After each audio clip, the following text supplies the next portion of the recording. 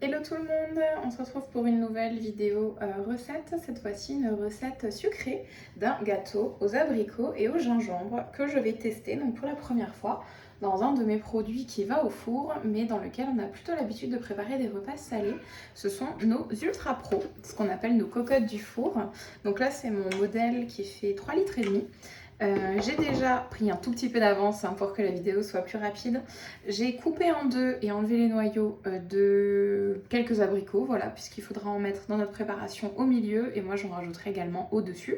Je les ai disposés dans mon couvercle pour avoir un petit peu une idée des dimensions. Donc on va faire notre gâteau dans notre cocotte du four, puisque elle va cuire de façon homogène, répartir la chaleur et nous faire un genre de gros cake, gros gâteau moelleux aux abricots. Donc c'est parti, je vais mettre ça donc de côté. Là, mes abricots sont coupés. Je vais utiliser dans un premier temps mon pichet. Il est là. J'ai cru que je l'avais préparé, mais non. Donc le pichet micro-cook, vous le connaissez maintenant à force, je pense, pour faire fondre notamment le beurre, le chocolat, mais aussi pour préparer vos béchamels, vos béarnaises, faire cuire vos petits légumes, etc. Vraiment des tas de choses dans un super petit outil au micro-ondes, donc on gagne beaucoup de temps. Je vais donc y mettre mon beurre pour le faire fondre. Alors dans la recette initiale, c'est du beurre demi-sel, je n'en ai pas. Et je pense que j'en aurai un petit peu moins que prévu. On va voir ça. Je vais en garder un petit bout pour beurrer mon moule Ultra Pro quand je le mettrai au four. Ce sera comme un moule à cake. Donc là, je vais le couper en morceaux. Il m'en faut 150 grammes. Donc oui, je pense que je n'aurai pas le compte. Hop.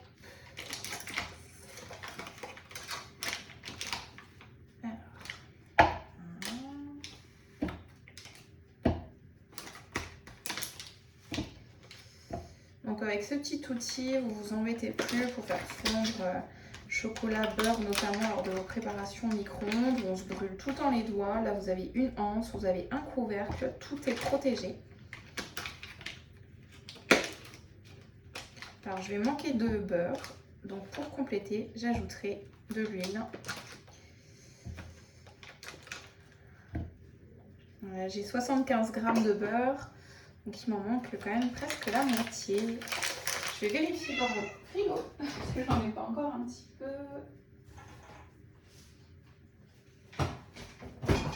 Non, c'est la fin, c'est pas grave, je compléterai avec un peu d'huile. Donc je vais laisser mon petit morceau de beurre. Je vais le mettre dans mon moule, parce qu'il faudra que je beurre mon moule. Tac. Et c'est parti pour un peu moins d'une minute, même pas, au micro-ondes.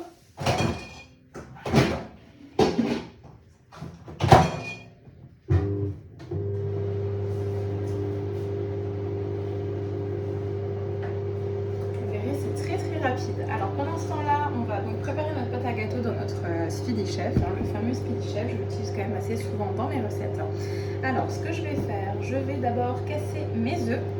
Donc comme vous le savez, je ne casse pas mes œufs sur le côté, je vais les casser avec mon couteau de cuisine ou bien sur mon évier, peu importe, mais jamais sur le Speedy Chef.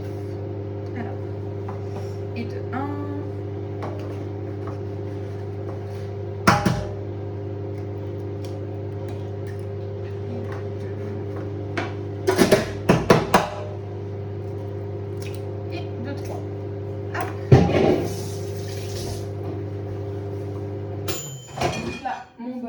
Va être fondu.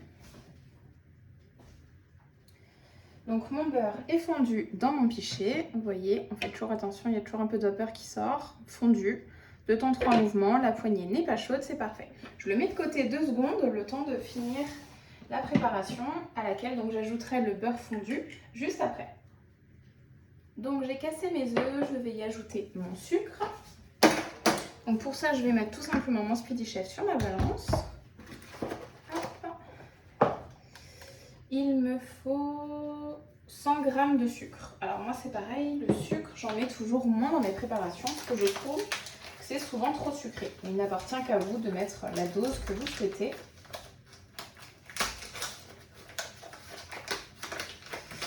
Moi je vais en mettre à peu près 80. Pour moi ça suffira.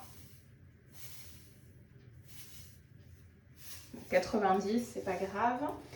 Donc mon sucre, mes œufs, je vais les fouetter avec mon fouet, enfin mes fouets du Speedy Chef. Donc je cale bien, ici vous avez les deux petites dents blanches. Vous voyez, il faut bien qu'elles soient calées dedans. Comme ça, elles ne bougent plus. J'ajoute ma poignée, je mets bien la main comme ceci et on y va. Alors quand on voit que c'est un peu dur, là je sens que c'est un petit peu difficile, je passe tout simplement en vitesse 2. Et là on le voit, on n'entend même plus le bruit.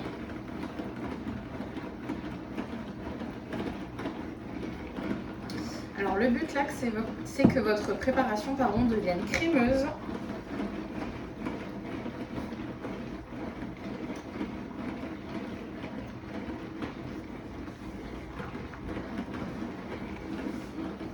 Allez, on y va. Toc.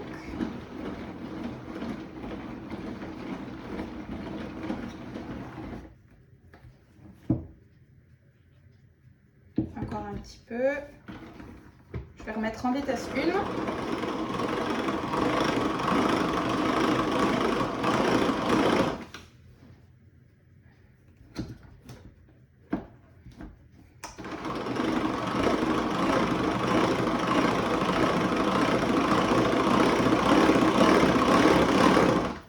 Là, c'est de nouveau un peu dur, donc on se remet en vitesse 2. On n'hésite pas à changer la vitesse.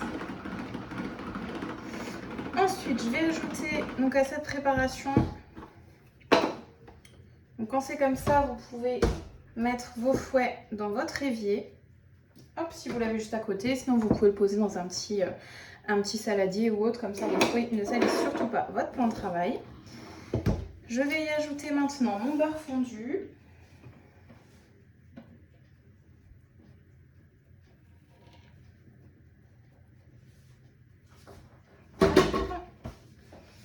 Je vais prendre ma spatule en silicone et je vous disais, je vais compléter avec de l'huile normale puisque je n'ai pas assez de beurre. Hop.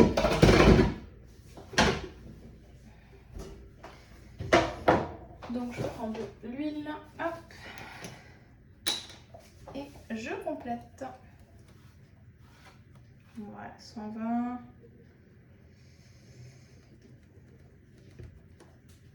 Et bien comme ça, j'aurai ce qu'il faut en matière grasse.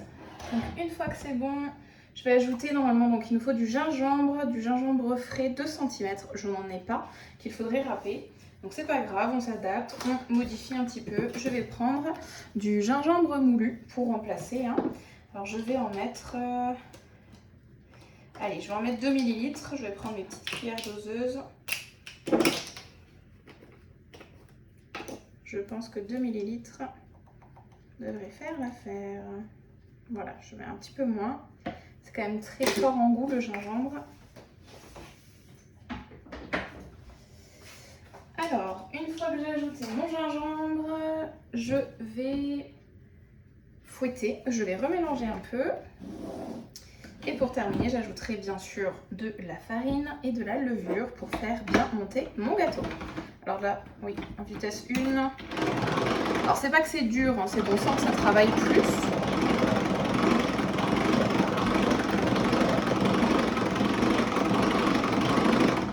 Hop. Et c'est parti, donc pour ajouter la farine, il m'en faut 125 grammes. Donc je remets mon Speedy sur ma balance sans souci pour peser plus facilement. 123, c'est parfait. Et un sachet entier de levure chimique pour avoir un bon gâteau bien moelleux qui va bien monter. Un sachet entier. Et voilà, notre gâteau est déjà prêt. Alors comme souvent, je fais des recettes qui vont vite, des recettes qui vont bien, des recettes qu'on peut faire en rentrant le soir à la maison. Pour vous montrer qu'on peut cuisiner de bonnes choses mais facilement et rapidement. Là je me mets tout de suite en vitesse 2 parce que je vais vous montrer la vitesse 1, c'est laborieux. Donc la vitesse 2 ici, elle va être vraiment adéquate parce qu'on a en plus beaucoup de matière, beaucoup de poudre avec la farine qui a été ajoutée. Donc on passe tranquillement en vitesse 2 et on mélange.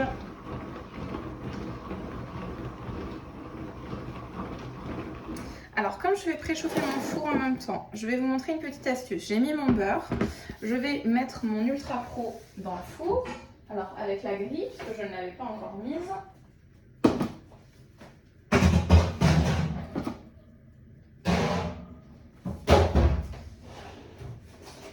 Alors je vais mettre ça même pas une petite minute.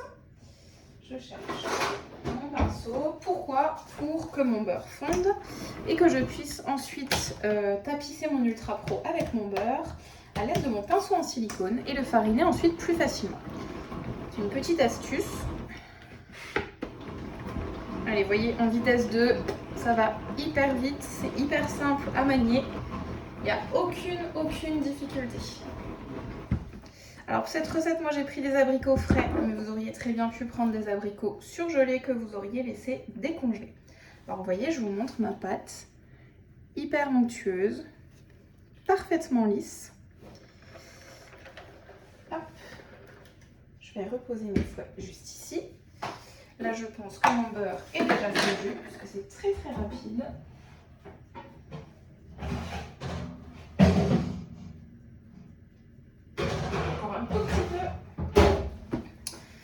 Donc ensuite, ce que je vais faire, je vais donc beurrer et fariner mon Ultra Pro. Et ensuite, on va disposer notre pâte et nos abricots, tout simplement. Donc vous voyez, recette très rapide, peu de temps et ça va super vite. Alors, je garde ma farine sous le coude.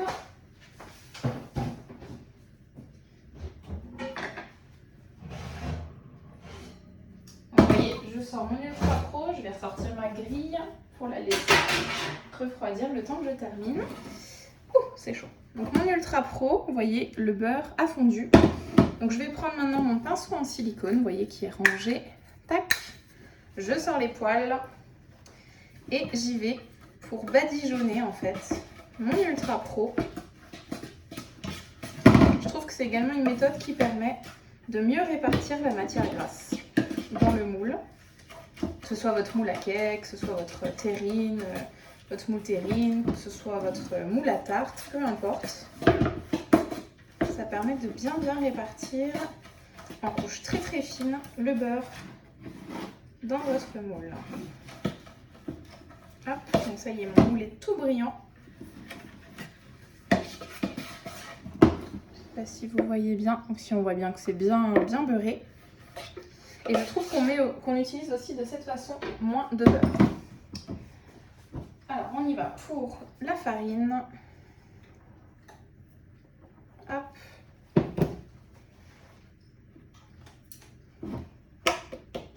On essaye de répartir ça. C'est un petit peu chaud.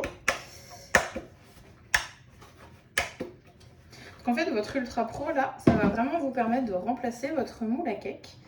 Et comme ici, c'est l'Ultra Pro 3,5 litres, ça vous permet surtout de faire de plus grosses quantités. Quand vous avez du monde, ça évite de faire par exemple 2 moules à cake différents. Ça vous remplace vraiment, c'est comme si je prenais 2 moules à cake standard. Et ben j'ai les deux en un. Hop, donc ça y est, pour ma farine. Hop, mon moule bien fariné. On y va pour la pâte. Donc je vais répartir ma pâte. Ah, si je perds mon tablier, ça va pas. Sur le fond. Hop, donc je répartis. Vous voyez qu'avec notre bec verseur, ça se verse très facilement. Voilà, donc j'en garde. Je vais stopper avec ma spatule. Voilà. Je la mets de côté. Donc j'ai vraiment mis sur le fond. Hein. Je vais répartir maintenant mes abricots. J'espère que je n'en aurai pas trop coupé. Donc je les mets vraiment sur le fond. Hop. Voilà, j'essaye de les coller les uns aux autres pour en mettre le plus possible.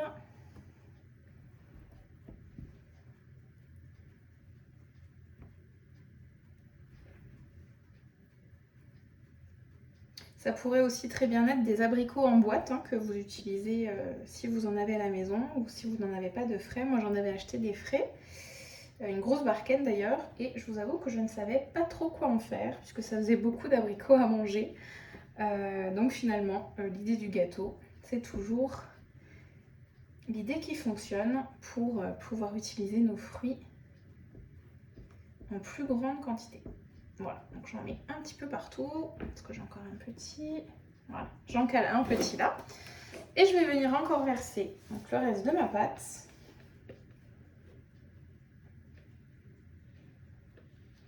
De façon à faire disparaître tous mes abricots.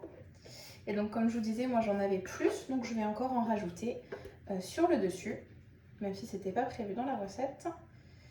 Comme ça, je vais écumer un petit peu ma barquette d'abricots. Voilà. Mais sinon, dans la recette initiale, sachez qu'il n'y en a pas sur le dessus. Mais encore une fois, vous faites comme vous voulez. Et j'ai même envie de répartir, je crois que j'ai des noisettes. Je vais répartir quelques noisettes concassées également. Vous voyez, les idées, ça nous vient quand on cuisine. Hop. Donc avec ma spatule, vous voyez, je vais bien mettre au-dessus.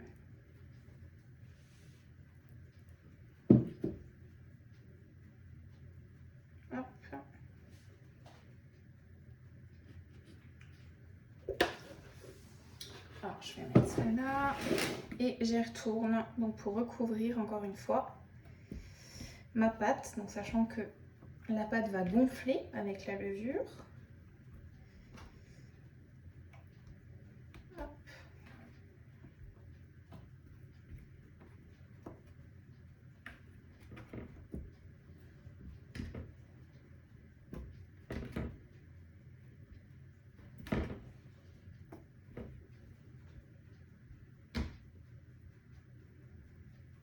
Vous verrez que ça va donner une jolie couleur au gâteau.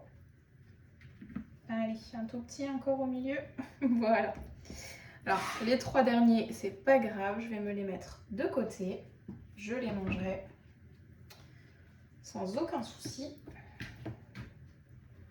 Tac. Pourquoi pas après garder les abricots frais pour servir à côté. Là, je vais prendre mon Turbo Top, donc enfin le Turbo Top puisque c'est l'ancien modèle, hein, mais c'est aujourd'hui le Supersonic Chopper. Et je vais concasser mes noisettes pour saupoudrer mon gâteau. Allez, je vais tout mettre, abricots noisettes. C'est toujours un combo gagnant. C'est parti.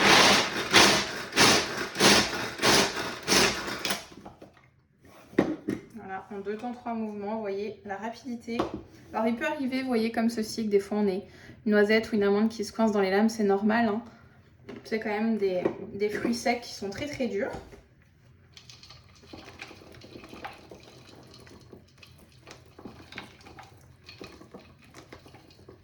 Alors vous mettez plus ou moins de noisettes hein, en fonction de vos envies. J'avais envie de tout mettre. Vous voyez, c'est parti. Donc là, ça va partir en cuisson pour un long temps. On va en avoir pour 50 minutes. Mon four, je l'ai fait préchauffer donc à 180 degrés. Donc on est parti pour à peu près 50 minutes de cuisson. Je vais fermer, je vais couvrir mon gâteau donc avec le couvercle. Et au bout des 50 minutes, je surveillerai afin de voir s'il est bien doré ou pas. Je vous montrerai de toute façon le résultat après. Comme d'habitude, là, ça part en cuisson. Alors, je vais mettre ma grille, parce que je vais vous montrer une petite astuce juste après. Donc, ne quittez pas. Alors, je dispose.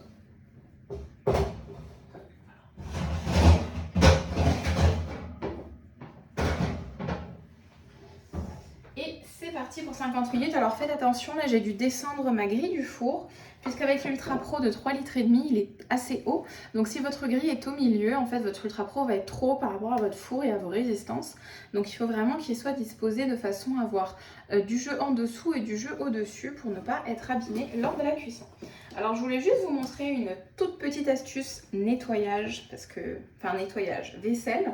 Parce qu'après, la cuisine vient toujours le super moment de la vaisselle. Alors pour justement vous faciliter ce moment et vous faire aller un peu plus vite. Là j'ai mon Speedy Chef donc, qui est sale. J'ai également mes fouets qui ne sont pas propres. Les fouets sont, je l'avoue, pas très faciles à nettoyer. Mais il suffit de savoir comment faire parce que si on le fait à l'éponge à la main, un petit peu embêtant. Donc là ce que je fais, je vais prendre mon Speedy Chef. Je vais y mettre 2 coups de liquide vaisselle. Je vais y mettre un peu d'eau tiède. Pas trop, n'en mettez vraiment pas trop. Je vais refermer et je vais mélanger comme si je mélangeais mon gâteau en vitesse 1. Ce sera très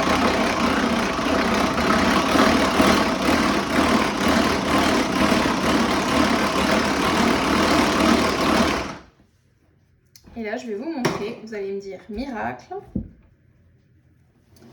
Mes fouets sont tout propres, tout propres. J'ai juste la mousse de mon liquide vaisselle, mais sinon, ils sont propres. Et mon Speedy Chef. Alors là, la pâte, forcément, va coller, hein, mais il est quand même nettoyé en grande partie. J'aurais juste à passer un petit coup d'éponge, mais c'est surtout pour vos fouets.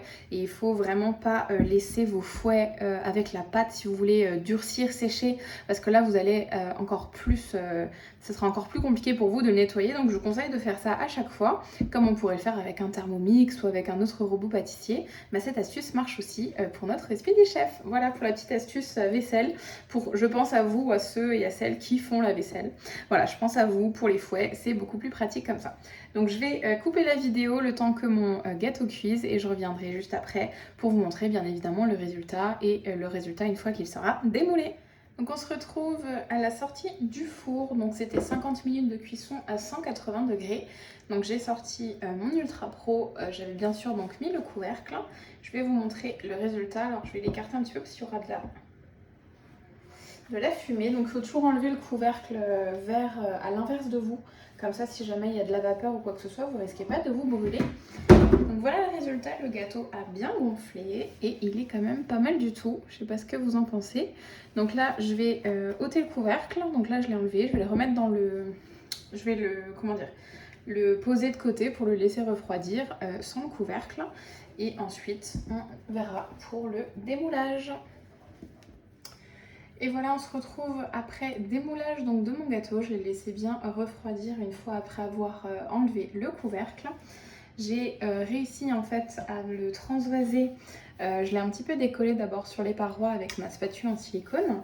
Et ensuite j'ai mis ma planche souple dessus de façon à le retourner dans un sens et ensuite à le retourner dans l'autre sens pour l'avoir de face. Donc il s'est quand même démoulé très facilement.